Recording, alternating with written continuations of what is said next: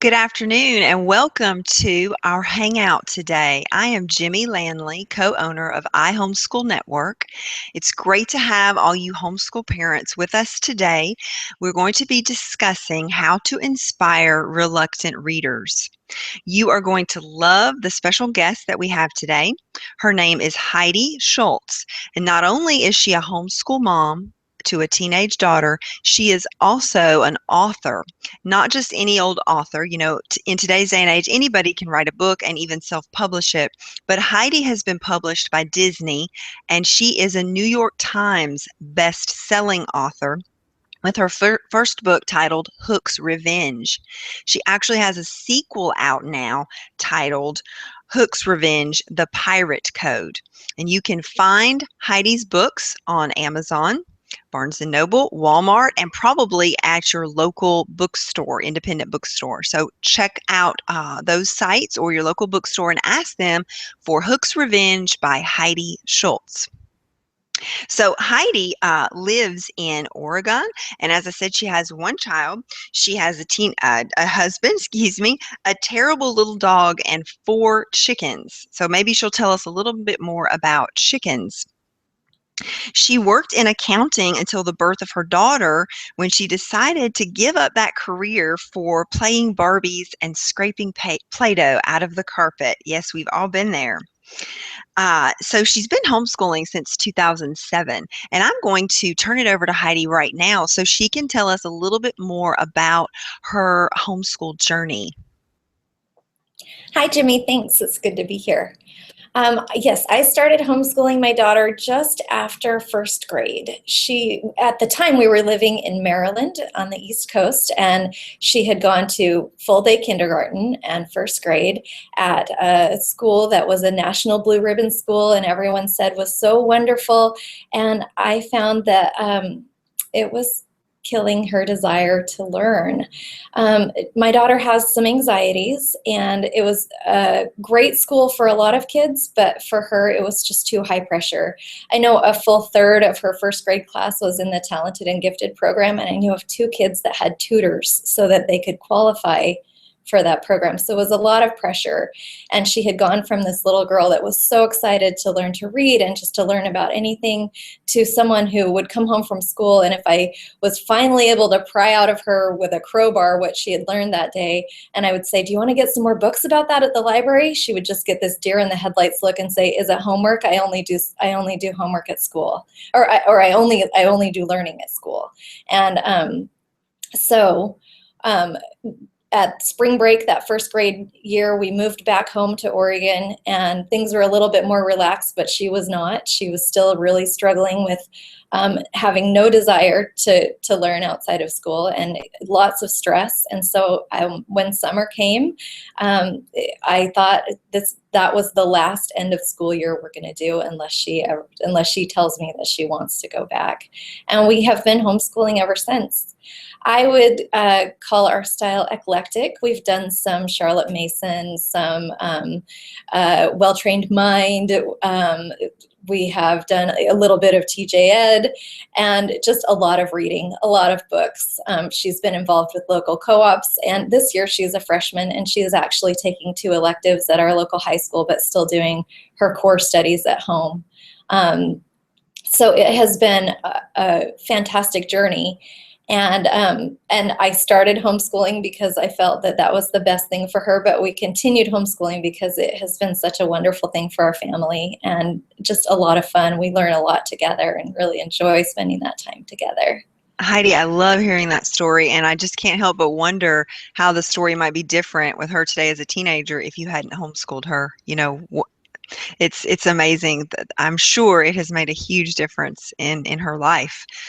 So I love hearing that story. I know our readers will relate to that on so many levels. A lot of things you said could actually be a whole hangout topic in itself. Tutoring kids to get them in a gifted program. My mind is blown right there. Yeah. That's absurd. So, let's talk about reading, because you did mention you use a lot of great books in your homeschool, and obviously as an author, you love books, you love reading, you love literature, you love writing. So tell us, how do we encourage a love of reading in our children, whether we're homeschoolers or not? Well, I think I love books. I love them a lot, obviously. And when I was looking forward to becoming a mother, one of the things that I looked forward to the most was reading to my child and sharing great books with her. And so I started reading to her right off the bat. In fact, she was not quite 3 when I read J.M. Barrie's Peter Pan, which is actually there's a whole story there of how that inspired my Hook's Revenge, which is about Captain Hook's daughter. But we read a lot, and I thought that being read to so often, she would just naturally pick up the desire to read, and she didn't. It was really a struggle for her, even after I took her out of school and started homeschooling her. She loved books. She loved being read to. She loved listening to books on CD, but when it came to reading, she had a lot of anxieties about that. She would look at a book and think, there's too many words in this book. There's no way I could ever read that whole book. Or there's too many pages. And I think partially because I had read to her for so long and read her more complex stories than would be usually accessible to a child. Like I read The Hobbit to her when she was 6. She had developed a taste for this complexity that she couldn't find in books that she could read herself. So it was an eye-opener for me because I thought it would be so easy. And I had to adjust my thinking about what kind of books were good books for her to read, what counted as quality reading, and come up with some strategies on how to really encourage her to develop that love of reading. Heidi, I can so relate to your story because you're almost telling the exact same story. Same thing.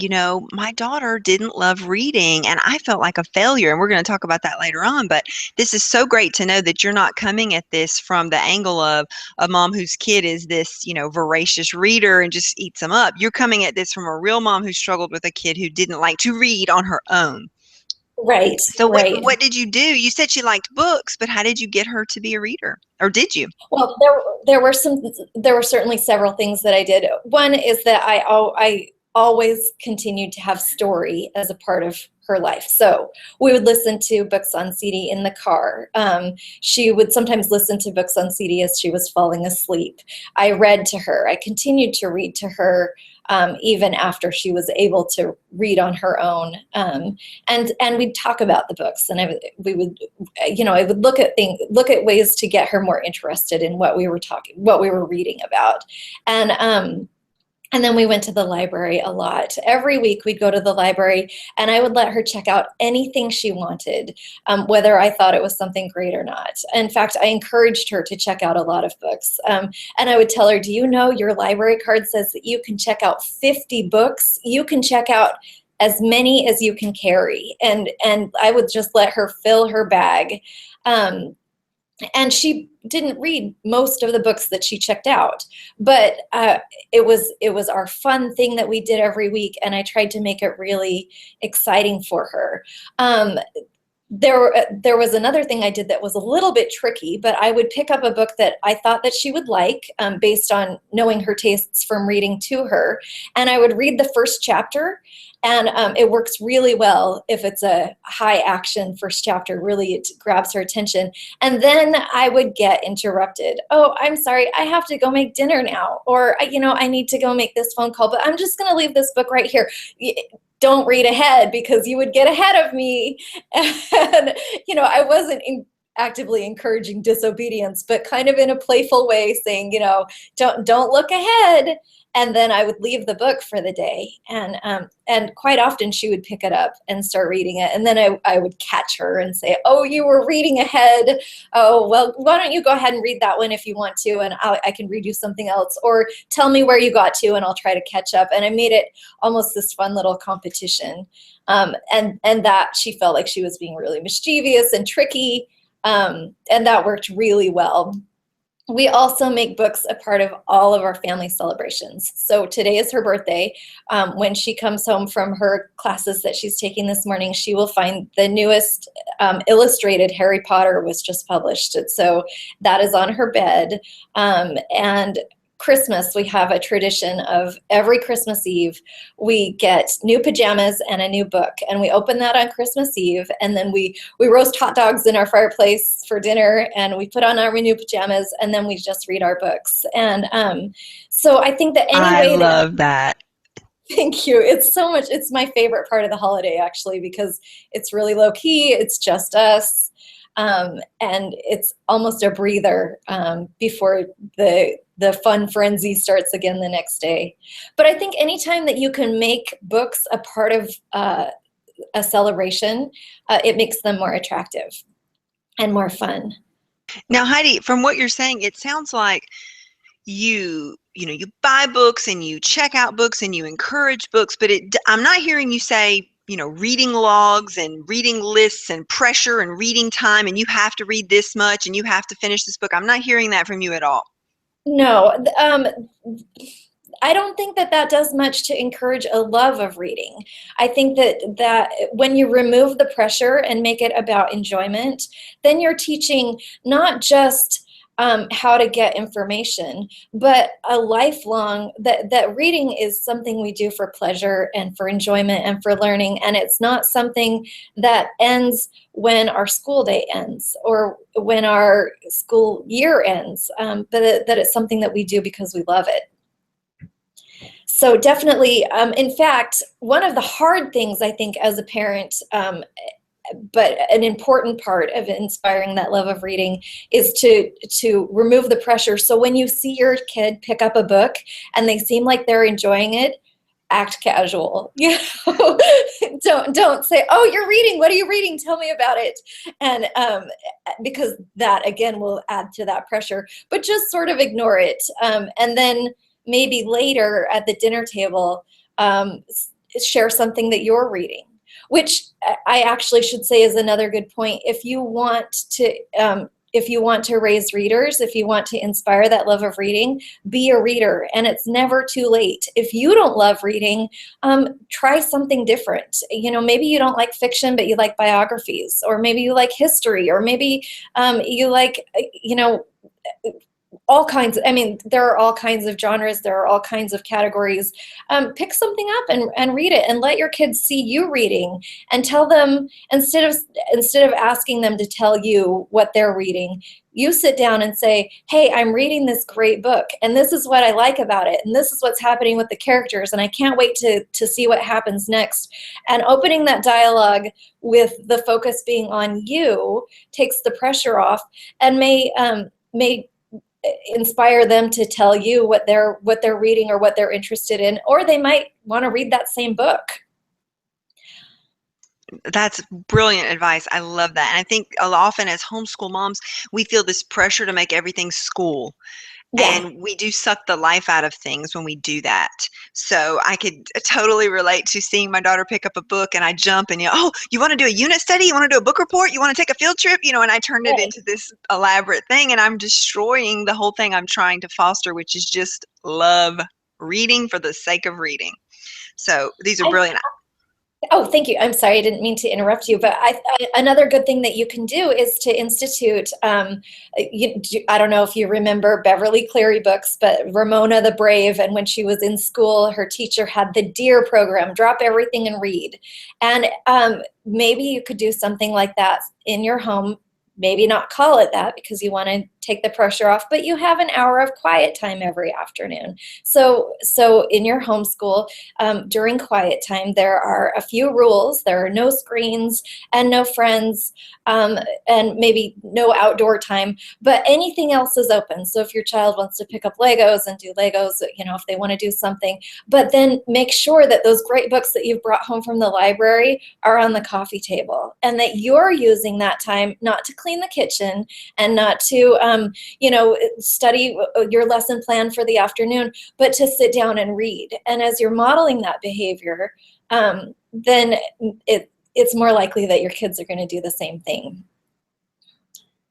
This is wonderful advice. So we mentioned this briefly, but what are some methods that will backfire when you're trying to encourage a reluctant reader? We talked about assigned reading and book logs and things like that. What else?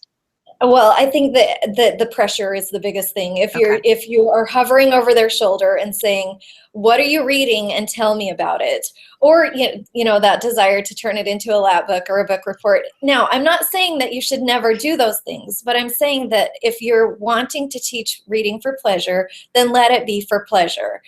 You can have an assigned book. You can say, "This book we are reading for our literary arts right now, and this is what is assigned." But anything else, homeschool parents, let's just keep our hands off and let them love it, and not have it be work. So Reading. let's, Oh, I'm sorry, no, but you go reading can be ahead. such a respite. Let's let it be a respite. Let it be relaxing. Show them how that it can be a time to let your mind wander and rest, as you get lost in the story and in the words that you're reading. I always thought reading was a healthy escapism, versus Yeah. some destructive things that we might do instead. So, what should we look for when we're selecting or recommending books? I heard you say basically just give kids access and let them pick, but Yes. maybe some kids we need to help them a little bit. How do we do that? Well, there are some things. I actually have a list here so I don't forget anything. I think that one thing is humor goes a long way. In fact, when I was writing Hook's Revenge, I had reluctant readers on the mind, and I made sure to add as much moments for laughter as possible because that will grab a kid's attention. And humor in books, sometimes we look at that and think, well, that's not learning, or that's not serious. But I would just like to say, make a point about humor, that it really does engender sympathy, and it helps open the gateway to other emotions in reading. So humor is a big one, and I'm a big proponent of that. Also, high action, especially if it's starting off with high action. Read the first chapter and see if it really grabs your attention. Do you want to read on? And that first chapter makes a big difference. Speaking of chapters, short chapters are best. I tried to keep my chapters in Hook's Revenge to 5 pages, or less. A child can read 4 let's see, 4 chapters in 20 pages. Do my homeschool math here. Or they could read 1 chapter in 20 pages. But which one are they going to feel a greater sense of accomplishment? Those reluctant readers, if you're really looking for those short chapters, it gives them this sense of that, Mom, look, I just read 5 chapters in an hour, and they feel really great about it. So short chapters. And another thing about books with short chapters is that the pace is usually pretty brisk. So the story keeps moving along, and again, helps to grab their attention. Look for books with abundant white space on the page, wide margins, more white space between lines. That is less intimidating to reluctant readers. And there are particular books that are designed just that way. I know Pickle by Kim Baker is a really funny book, and it was specifically designed with extra wide margins, for kids that are just starting out or reluctant readers. So it's not an early reader. The story is sophisticated and funny, but it has those wide margins. Illustrations are another great thing. There are hybrid books that I think most people know about. Diary of a Wimpy Kid, where there are a lot of illustrations. There are books like mine that have a few full-page illustrations. And then I can't advocate enough for graphic novels and comics. And I know some people are going to go, "Oh no, that's not real reading," but it is. It's a different form of reading. So you're getting the story through images and through words. But for reluctant readers, those graphic novels make a huge difference. In fact, my own daughter she started checking out Baby Mouse by Jenny and Matt Holm. It's a whole series. There's like 40 of them or something like that. She checked those out at the library, and the first time she brought one home, it was 90 pages long. I'm not sure what the word count was, but as a graphic novel, it has less word count than a similar book of that page length. And she read it, and she came to me and she said, "I read this book and it's 90 pages." And she was so proud of herself, and that broke the barrier. Then she was able to pick up another book that was 90 pages that was more text, and she would say, "I can read a 90-page book because I read Baby Mouse that was 90 pages. So, read graphic novels. Subscribe to magazines. There are great children's magazines like Cricket or Ranger Rick or Highlights. Everybody loves getting mail. So that's another thing. But actually, that's not about books. I'm digressing a little bit. But magazines would be great, and graphic novels are fantastic. And there are graphic novels for all age kids and all interests, so from early readers through teens. Um, and and also books in verse, which might seem like a little bit of not as obvious solution, but books in verse hit a lot of these things. They have a lot of white space on the page.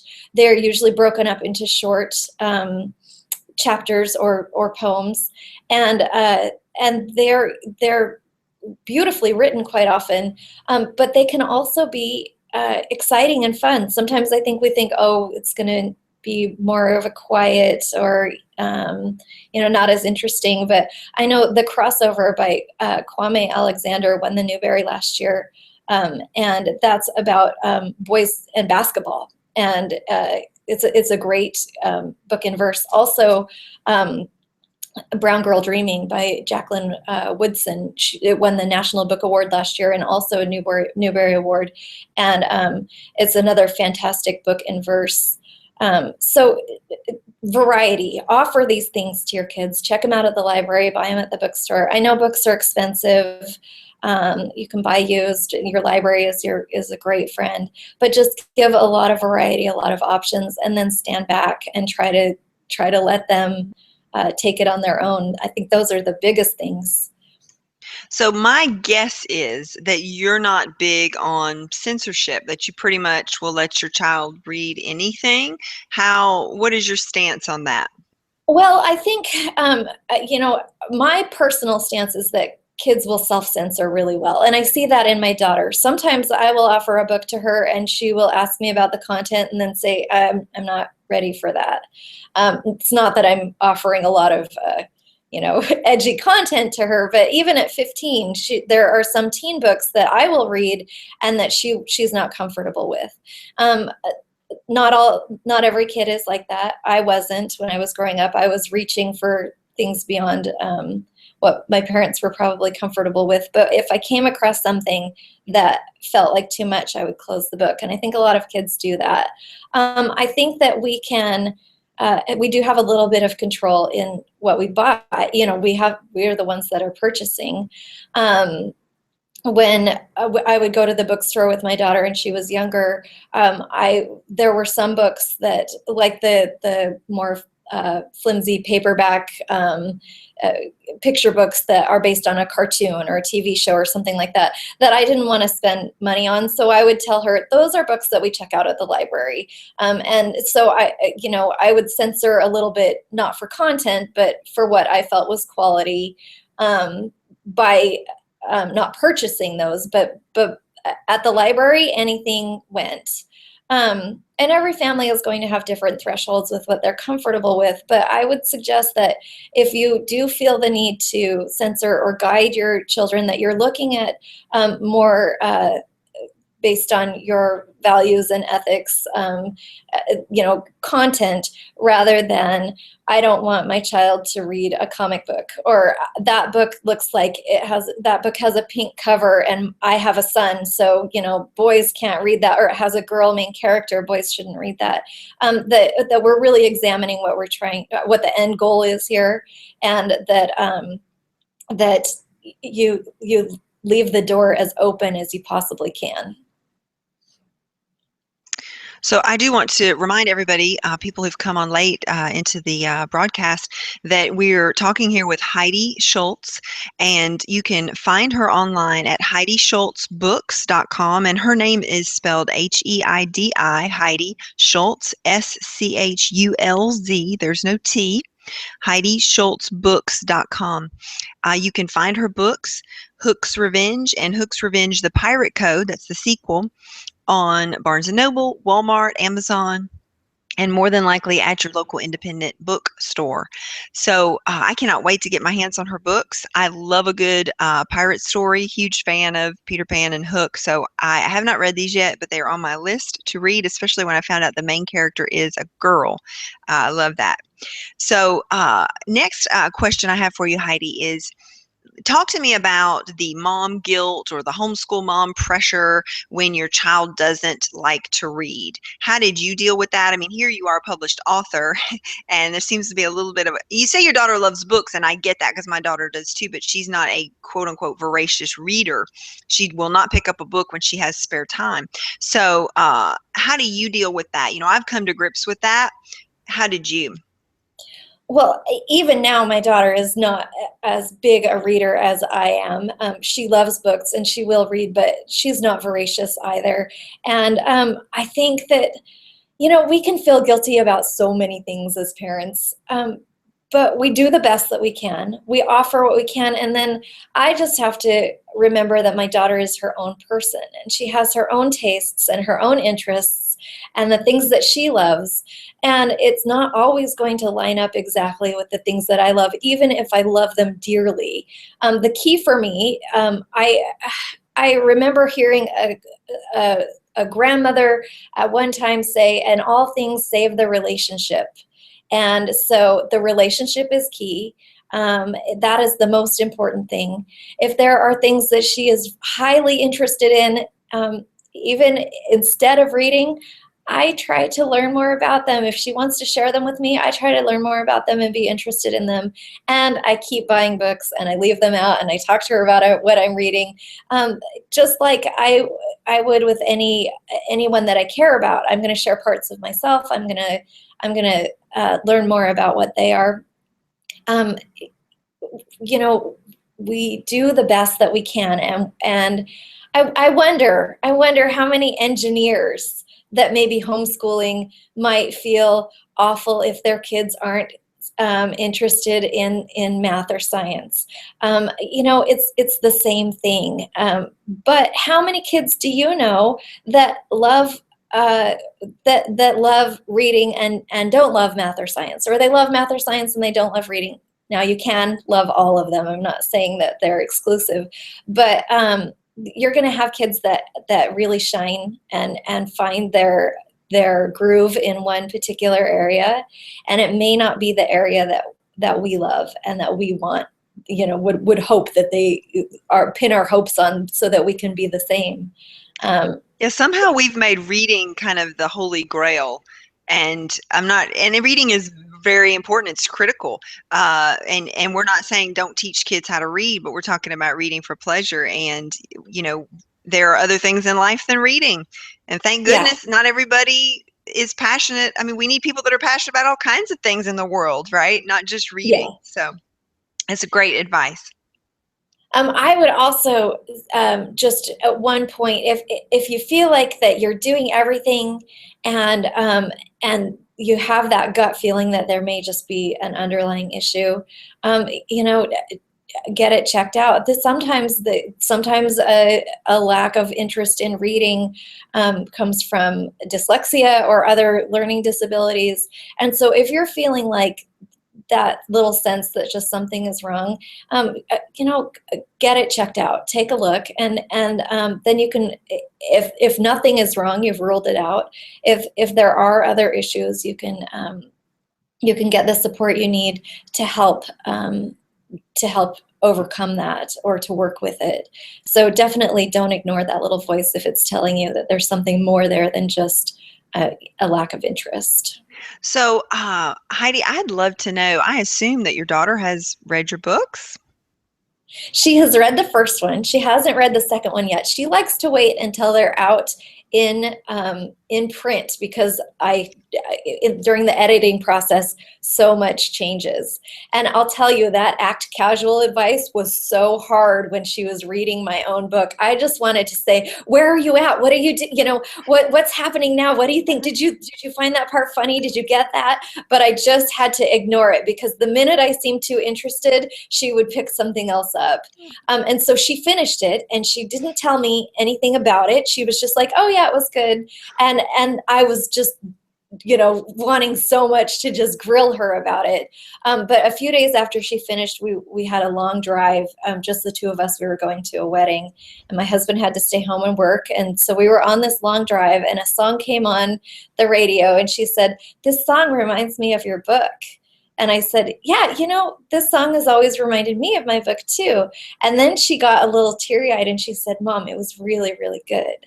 And then I started crying as I'm driving down the freeway, just wiping those tears away. "Thank you. I'm glad you really liked it." And all of the things that hitting the New York Times bestseller list.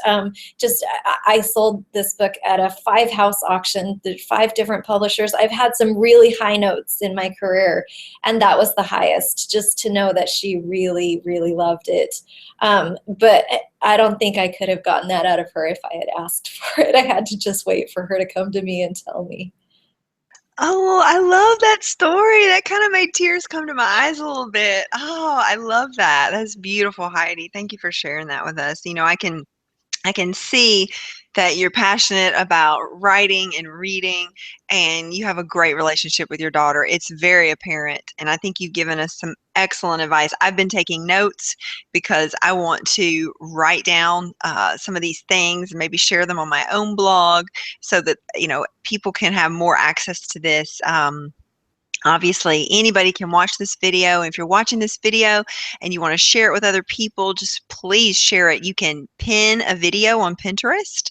You can share it on Facebook. You can share it on Twitter. We would love for you to leave your comments here on the video. You can tag Heidi Schultz, Schulz, Schultz, and she can reply to you with some answers if you have any questions. So Heidi, are there any last minute things that you'd like to share with our audience?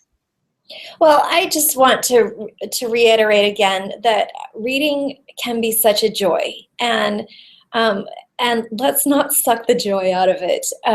Read as parents. Let's do more to read ourselves, and then as hard as it is, just stand back and let your kids pick their books and read them without having to make a lap book out of it, and just try to remove that pressure. And that's hard, but remember what the end goal is. It's to inspire a love of learning, and that comes through many different avenues. But I find that reading is one of the best. Of course, I would say that, but yes, definitely one of the best.